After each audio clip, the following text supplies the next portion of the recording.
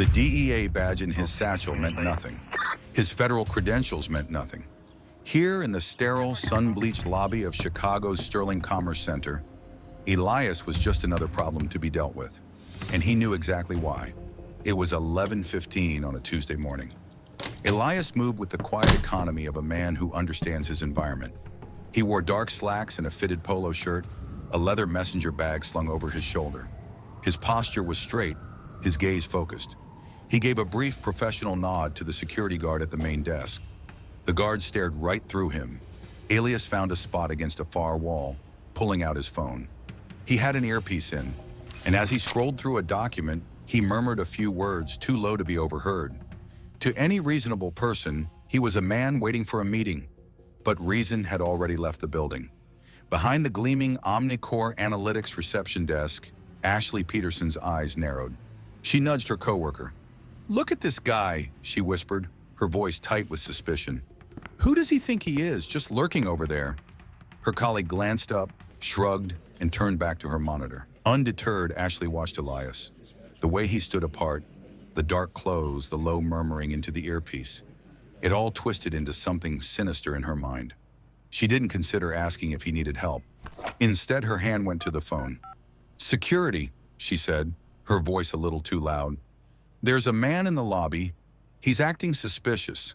I'm not sure what his business is here, but he looks completely out of place. You should probably check on him." That was all it took. On the 12th floor, the executive Elias was scheduled to meet was running late. Down in the lobby, a storm was gathering, and Elias had no idea he was standing in the middle of it. A single prejudiced phone call was about to steal the next 7 minutes of his life. A Chicago Police Department cruiser was already pulling up. The dispatch call had been vague but urgent. A suspicious individual at a downtown high-rise. No threats, no weapons mentioned. Just enough to be taken seriously. Officer Keith Nolan was driving, a smirk already playing on his lips. He'd been a cop for 5 years and thought he'd seen it all. His partner, Jessica Riley, was more cautious, her expression neutral as she listened to the radio. "Dispatch says we have a male, black, early 40s, pacing in the lobby," the voice crackled. "Caller believes he might be scoping the place." Nolan killed the siren. "Scoping the lobby," he echoed with a short, humorless laugh. He glanced at Riley. "Sounds like our guy is getting ambitious." "Could be nothing," Riley said, her voice even. "It's never nothing," Nolan countered, his hand already resting near his sidearm as he stepped out of the car. Inside, Ashley watched them approach, a flicker of vindication in her eyes. She crossed her arms, daring anyone to question her judgment. Elias, still by the wall, had just opened a new file on his phone. He leaned forward slightly, speaking into his mic. "Asset is in position. Hold for my signal." The glass doors slid open with a violent whoosh. "Hey, you!" Nolan's voice was a whip crack in the quiet lobby. "Let's have a chat." Elias looked up, his expression calm, betraying only the slightest flicker of surprise. "Certainly, officer. What's this about?" "Step away from the wall," Nolan commanded, ignoring the question. "Let me see your hands." Now, Elias blinked, not with fear, but with a sudden, weary understanding. He raised his hand slowly. "I'm with the agency," he stated, his voice level. "I have a scheduled meeting here." Nolan's smirk widened. It was an ugly thing. "The agency? What agency is that, pal? The one you made up this morning?" "The Drug Enforcement Administration," Elias said flatly. Nolan's eyebrows shot up in mock surprise. "DEA? That's a good one. You got ID to prove that?" "I do," Elias said, his hand still raised. He gestured with his chin toward his bag. "It's in my satchel." "Don't even think about it," Nolan snapped, his body tensing. "Don't you move." Elias froze, his training taking over. His hands were perfectly still. The lobby felt like a vacuum, all the air sucked out. "I was just telling you where my identification is," Elias said, a new hard edge to his voice. Riley shifted, her eyes darting between her partner and Elias. "Put the bag on the floor. Open it. Slow," Nolan ordered. Elias complied, kneeling smoothly. He unzipped the main compartment and slid the bag away from his body. "My badge and credentials are in the side pocket. You're welcome to get it yourself." Nolan didn't move. His jaw was a knot of muscle.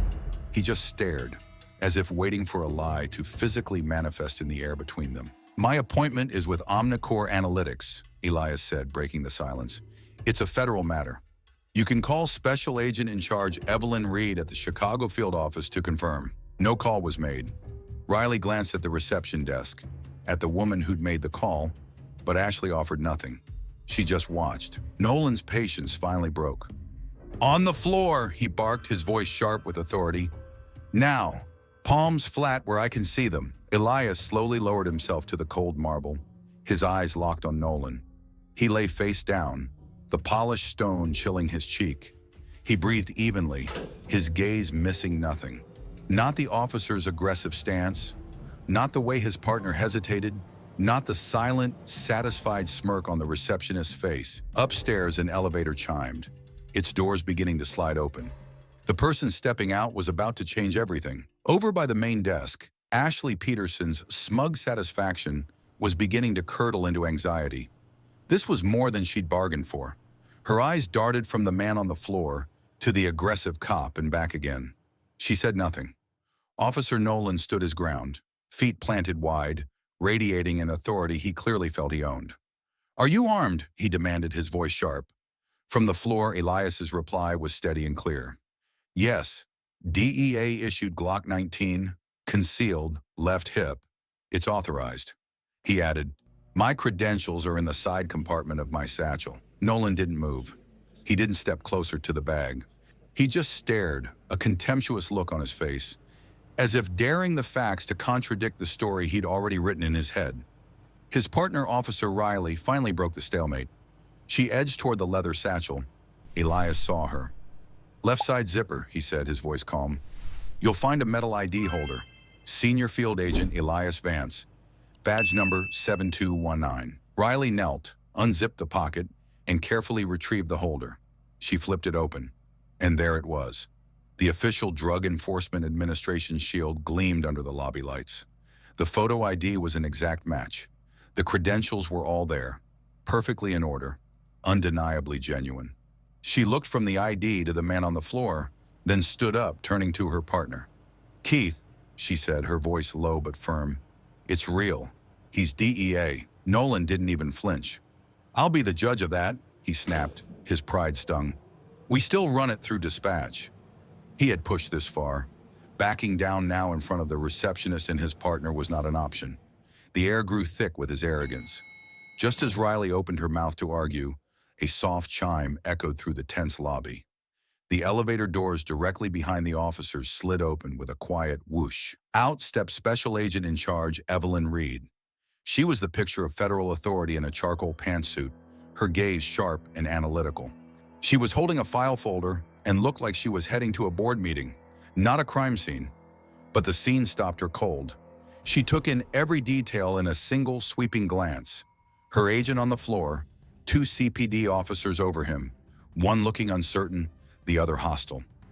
"What in God's name is going on here?"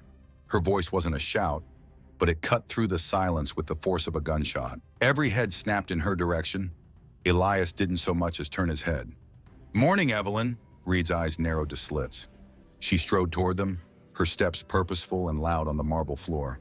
"Can one of you explain to me," she said, her voice dropping to a dangerously low register, "why my senior field agent is on the floor of this lobby?" Officer Nolan, momentarily thrown off balance, faltered.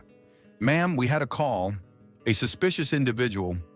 "This man," Reed interrupted, her voice like ice, "is Agent Elias Vance.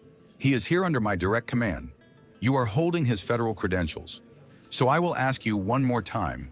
Why is he on the floor?" Officer Riley spoke up, her voice strained. "Ma'am, the report we received alleged he was acting erratically. He confirmed he was armed, so we followed protocol." Reed's gaze was withering. "Did he resist you?" "No."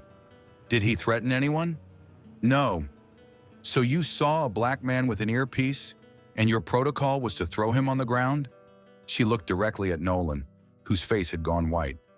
"Is that the official procedure, officer?" He remained silent, his jaw clenched. Slowly, with deliberate calm, Elias pushed himself to his feet. He brushed off his slacks, his movements precise. 7 minutes, he said, his voice flat and cold. "That's how long I was on your floor while you treated me like a bomb about to go off." Reed's jaw tightened. "You're clear, Elias," she told him. Then she turned back to Riley and held out a business card. "If you still need to verify his identity, that's my personal cell." She paused, letting her words sink in. "But let me save you the trouble. He's a 12-year veteran of this agency. We've been partners on more high-level cases than I can count." Officer Riley accepted the card, her fingers closing around it. Her partner, Keith Nolan, stood rigid, refusing to even look at it. From the reception desk, Ashley Peterson stumbled forward. I was just trying to be careful," she mumbled, her voice cracking. "I felt I had to do something." Elias turned his head slowly, his gaze pinning her to the spot. It wasn't a look of anger, but of immense, crushing weariness. "You want to know the irony?" he asked, his voice flat.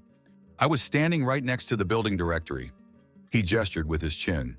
"You could have just asked my name." Ashley flinched as if struck. Her mouth opened, but no sound came out. But Special Agent in Charge Reed was not finished. Her attention snapped back to Nolan, and her voice became a weapon. "Just before I came down here," she stated, "Agent Vance was reviewing a transfer request for the new DEA Joint Task Force. The file was on his desk this morning." She tilted her head, her eyes boring into Nolan. "And if I'm not mistaken, the name on that application was Officer Keith Nolan." You could have heard a pin drop. Nolan stared, his face turning the color of ash. "What?" he whispered. Reed's expression was merciless. "You submitted an application. You listed your commendations, your years on the street, your arrest record. It's a strong file." Elias crossed his arms. "I'd marked it for an interview," he said, his voice cold as steel. "I thought you had potential. The kind of instincts we look for." Nolan swallowed hard, his throat working, but he was speechless. "You were minutes away from a preliminary interview with the DEA," Reed said, driving the point home. "And instead, you chose this." The weight of the moment finally crushed him. Officer Riley took an involuntary step back, her eyes wide with the scale of the disaster. Ashley Peterson, seeing the utter ruin she had caused, slowly backed away behind her counter, trying to disappear. "This," Elias said quietly, his voice resonating in the tomb-like silence, "is what prejudice looks like. It isn't always a shout. Sometimes it's just a phone call, a decision not to ask a question, a hand hovering over a gun for 7 minutes because you see a threat instead of a man." Nolan finally found his voice, a pathetic rasp. I didn't know. That's the entire problem, officer," Reed shot back. "You didn't want to know. You saw what you expected to see." Elias then looked at Riley. "You saw my ID. You knew it was real." Riley nodded, shamefaced. "I did. And," she looked down at the marble floor, "I didn't challenge him. I should have." "We don't get to choose our tests, officer," Elias said. "We only choose how we respond." Just then, the elevator chimed again. A man in a suit, the executive from Omnicore Analytics, stepped out, stopping short at the scene before him. Reed glanced at Elias. "Ready for the briefing?" Elias picked up his satchel. "Let's go." But as they turned to leave, he stopped and looked back at Nolan one last time. The officer seemed to shrink inside his uniform, a man drowning on dry land. "I want you to remember something," Elias said, his voice quiet but unforgettable. "The only thing that separated us in this lobby today is that I knew who I was, and you had no idea who you were." With that, he and Reed stepped into the elevator. The doors began to slide shut. Just before they closed, Elias's voice, soft and final, slipped through the gap. 7 minutes, he murmured. "The time it takes to destroy a career." The doors sealed, leaving Nolan and Riley in the wreckage.